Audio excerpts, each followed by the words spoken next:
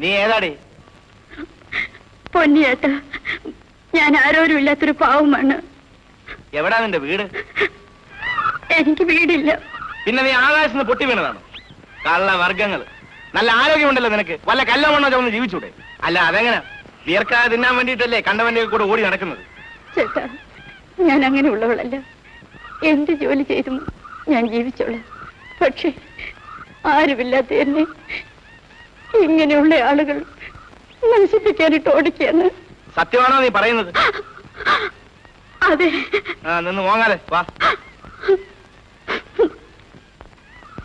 കേരളി, എന്താണ് ഒരു സംശയം? കേറ്.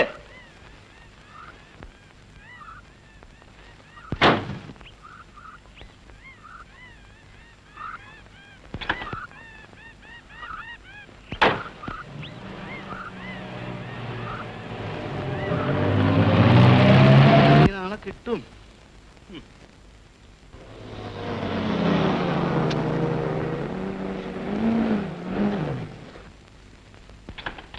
5 രൂപ വെള്ളടിക്കായിരുന്നു പണ്ട. വാ.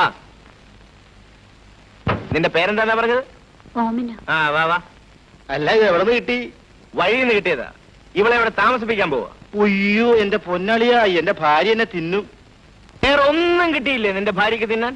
അവൾക്ക് ചെലവിന് കൊടുക്കുന്നില്ലെന്നും പറഞ്ഞ് എന്നെ ഇട്ട് വട്ട് കെട്ടുന്ന നിങ്ങൾ കാണുന്നില്ലേ? എനിക്ക് വല്ല കൂലിയോ പണിയോ മറ്റോ ഉണ്ടോ? ഏതെങ്കിലും ക്ലാസ് വർക്കിന് പോകാന്ന് വെച്ച് കഴിഞ്ഞാൽ ഒരുത്തനൊരു വസൂരി പോലും വരുന്നില്ലെന്നുള്ളതാണ്. ഏതെങ്കിലും ഒരുത്തനെ പാമ്പ് കടിച്ചാലേ എനിക്കൊരു ക്ലാസ് വർക്ക് കിട്ടുള്ളൂ. ഒരു നീർക്കോലി പോലും കടിക്കുന്നില്ലെന്നുള്ളതാണ്. അങ്ങനെ നീ ഉണ്ടാക്കണ്ട. ഇവക്ക് ചെലവിനുള്ളത് ഞാൻ കൊടുത്തോളാം. ഇന്നത്തേക്കുള്ള ചെലവ്. എവിടെ?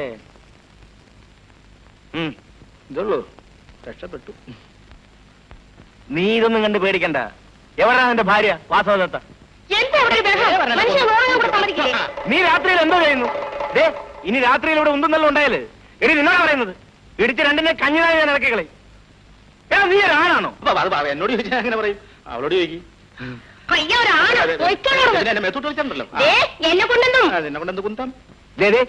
ഈ നിൽക്കുന്നവളെ കണ്ടല്ലോ, സൂക്ഷിച്ചോണം. ഇവിടെ ചുറ്റുവട്ടത്ത് വല്ലവന്മാരും കണ്ണടിച്ചും ചൂളമടിച്ചും നടക്കുന്നത് ഞാൻ കണ്ടാൽ അന്ന് ഇവിടെ യുദ്ധമായിരിക്കും. നീ എന്താണ് ഉത്സവം കണ്ടോണ്ടിരിക്കുന്നത്? അല്ല, ഈ പെണ്ണിനെ ഇവിടെ നിർത്തിക്കൊണ്ടുപോയി കഴിഞ്ഞാൽ എന്തെങ്കിലും സംഭവിക്കുമോ അതാലോചിച്ചു പോയതാ. കയറി കയറി നോയിക്കണേ. അളിയോ, അളിയാ, ഒരു ലിഫ്റ്റ്. ഉഷയുടെ പരീക്ഷയൊക്കെ കഴിഞ്ഞല്ലോ. ഒന്നുകിൽ എനിക്ക് അവളെ വിവാഹം കഴിച്ചറിയാം, ഇല്ലെങ്കിൽ സ്വത്തിന്റെ പകുതി. തൽക്കാലം ഒന്നും പറയാൻ പറ്റില്ല. അമ്മായി ഇങ്ങനെയൊക്കെ പറഞ്ഞാൽ എന്റെ ഭാവം മാറും. ഉഷയുടെ മനസ്സറിയാതെ ഞാനെന്ത് പറയാൻ? അവൾക്കിത് ഇഷ്ടമാണെന്നേ. കല്യാണം കഴിക്കാൻ ഇഷ്ടമാണെന്ന് അറിയണ്ടേ? അല്ലെങ്കിൽ തന്നെ എന്താ? അമ്മായി തീരുമാനിച്ചാൽ അവളെ നിൽക്കുവോ? നീ നല്ലവനായിരുന്നെങ്കിൽ എനിക്ക് രണ്ടാമതൊന്നും ആലോചിക്കേണ്ടിയിരുന്നില്ല. നിന്റെ ഗുണം കൊണ്ടല്ലേ ചേട്ടൻ സ്വത്ത് മുഴുവനും എന്റെ പേർക്ക് എഴുതി വെച്ചത്? ചെറുപ്പമൊക്കെ ആകുമ്പോ അങ്ങനെ ചിലതൊക്കെ ഉണ്ടായിരുന്നു വരും. എനിക്ക് അവിടെ ഒന്ന് കല്യാണം കഴിച്ചു വന്നു നോക്ക്. ഞാൻ എങ്ങനെ ജീവിക്കുന്നത് കാണിച്ചു തരാം. പിന്നെ ഞാൻ ഒറ്റ പെൺപിള്ളേരുടെ മുഖത്തോട് നോക്കില്ല.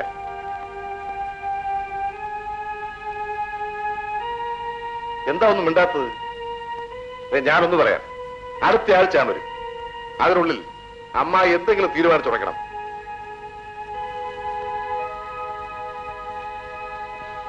ഈശ്വര,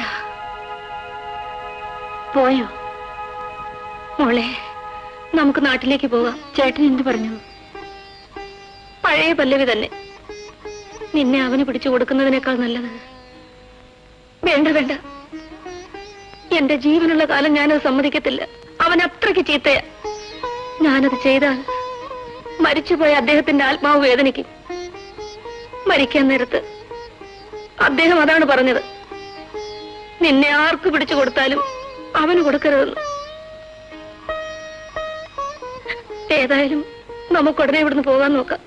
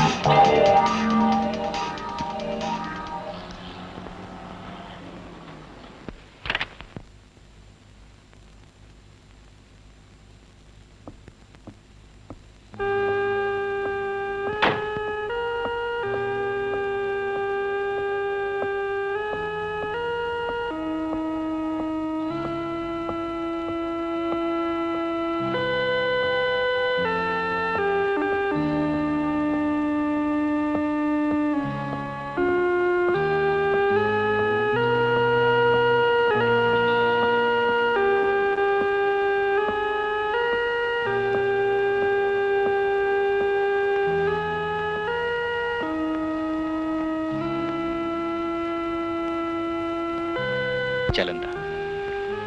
പെട്ടെന്ന് ഇങ്ങനെ തോന്നാൻ ഇനിയും ഇങ്ങനെ വിട്ടാൽ പിടികിട്ടിയില്ലെന്ന് വരും. അതിനിപ്പോ എന്തുണ്ടായി? അവന്റെ പഠിത്തം കഴിയണ്ടേ? അവൻ പഠിക്കുന്ന എന്താണെന്ന് ഞാൻ കണ്ടു കഴിഞ്ഞു. ഇപ്പൊ അഭ്യാസങ്ങളാണ്. എന്താണെന്ന് ഞാനും കൂടെ ഒന്ന് അറിയട്ടെ.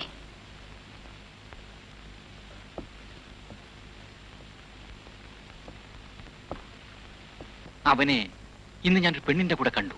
ഇത്രയേ ഉള്ളൂ? അത് പോരായിരിക്കും. പഴയകാലമൊന്നും അല്ലല്ലോ. ആൺകുട്ടികളല്ലേ, കൂടെ പഠിക്കുന്ന ഏതെങ്കിലും പെൺകുട്ടിയായിരിക്കും. അതിനിത്ര ക്ഷോഭിക്കാൻ എന്തുണ്ട്?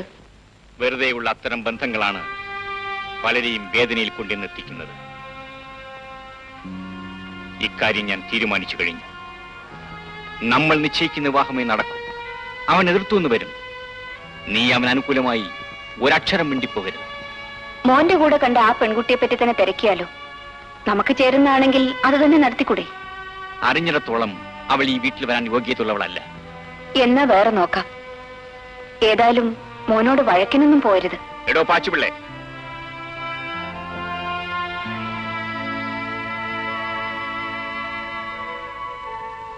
നമ്മുടെ പ്രഭയ്ക്ക് നമ്മുടെ അന്തസ്സിന് ചേർന്ന ഒരു പെൺകുട്ടി ഉടനെ കണ്ടുപിടിക്കണം. ഓ, വയ്ക്കോ.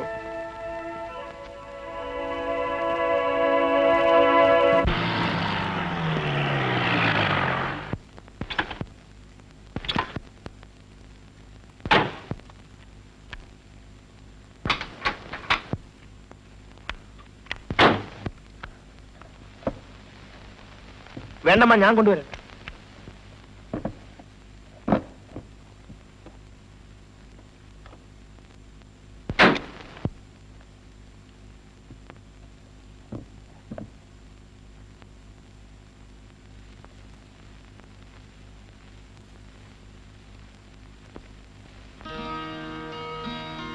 അമ്മ, അമ്മ,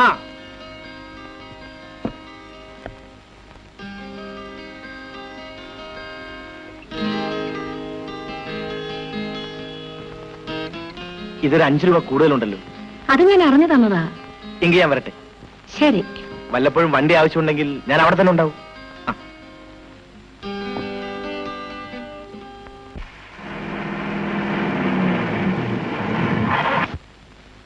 ഓമനെ, ഓമനെ. ശരി, പോയിക്കോ.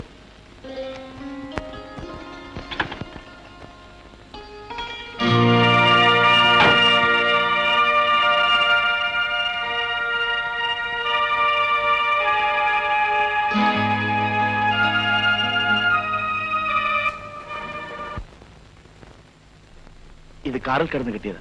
ആരാ മോളെ അത്? അയ്യോ, ഞാനിത് നോക്കാത്ത സ്ഥലമില്ല. മാല പോയാലും വേണ്ടിയല്ല, എനിക്ക് ആ ഫോട്ടോ കിട്ടിയാൽ മതിയായിരുന്നു.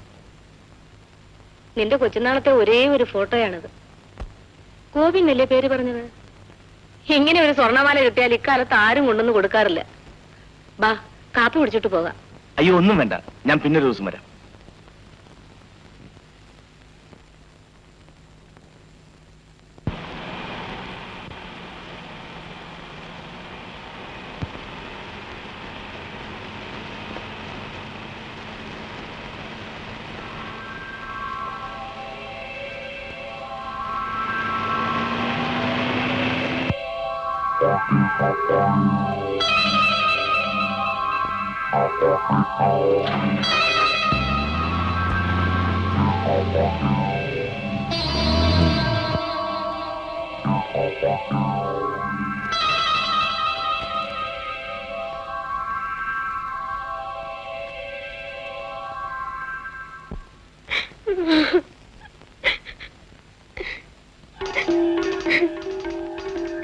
ചിന്നമ്മേ, എന്താടി?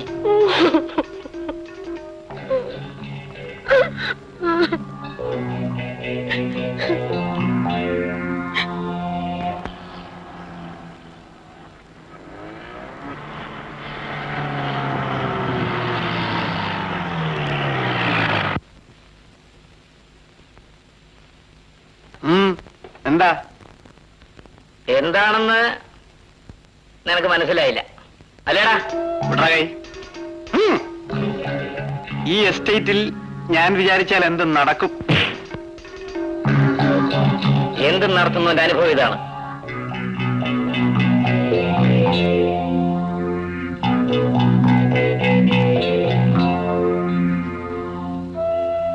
നീ സൂക്ഷിച്ചു.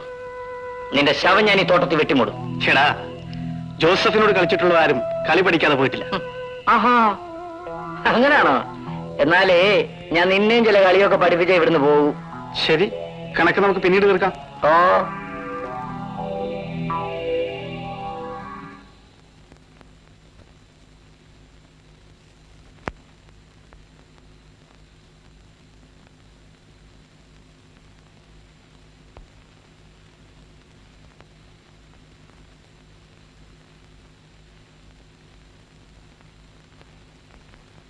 നമസ്കാരം.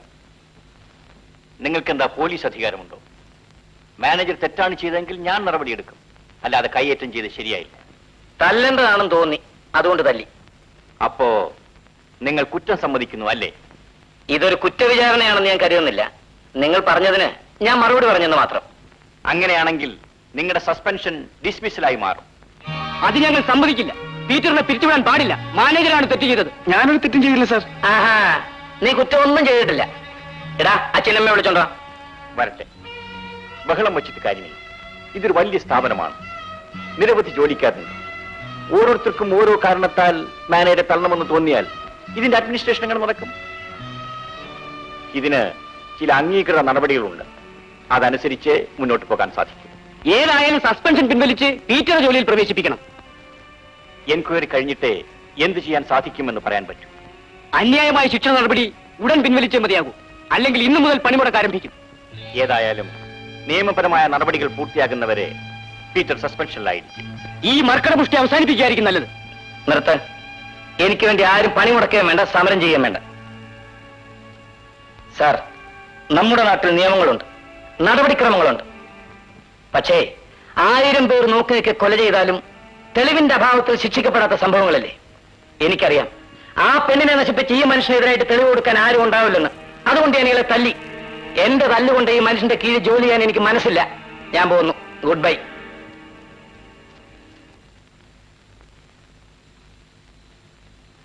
മിസ്റ്റർ ജോസഫ്, നിങ്ങൾ ചെറുപ്പമാണ്. ഇവിടെ സൂക്ഷിച്ച് ജീവിച്ചില്ലെങ്കിൽ പ്രശ്നങ്ങൾ ഉണ്ടാവും. എന്റെ മാനേജർ ഇത്തരത്തിലുള്ള ഒരാളാകുന്നത് എനിക്കിഷ്ടമുള്ള കാര്യമല്ല. നിങ്ങളുടെ കീഴിൽ വളരെയധികം തൊഴിലാളികളുണ്ട്. നിങ്ങൾ അവർക്ക് എപ്പോഴും ഒരു മാതൃകയായിരിക്കണം. ഏതായാലും ഇത്തരം സംഭവങ്ങൾ മേലിൽ ആവർത്തിക്കരുത്. വല്ലതും ഉണ്ടായാൽ പിന്നെ no excuse, you can go.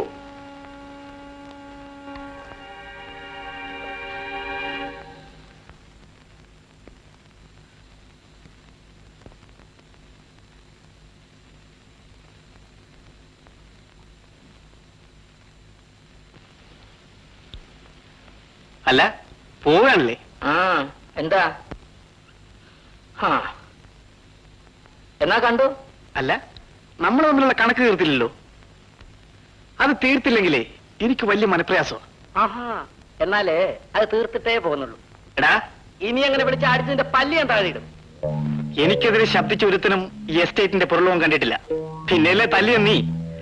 അന്ന് സഖാക്കളുമായി വന്ന ആവേശം ഇപ്പോൾ ഉണ്ടോടാ?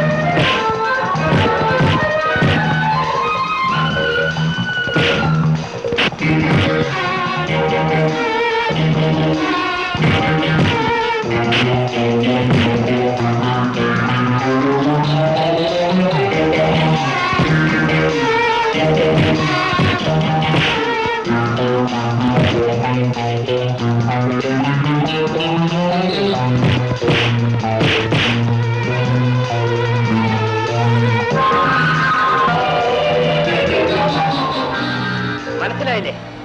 കഥാക്കളില്ലെങ്കിൽ ഈ പീറ്റർ തോക്കില്ലെന്ന്. നീ മാനേജരായിരിക്കും, പക്ഷേ പാവപ്പെട്ട പെണ്ണുങ്ങളുടെ മാനം നശിപ്പിക്കാൻ ശ്രമിച്ചാൽ ഈ പീറ്റർ അല്ലെങ്കിൽ തൊഴിലാളികളുടെ മറ്റൊരു പീറ്റർ ഉണ്ടാവുമെന്ന് നീ കരുതിക്കും.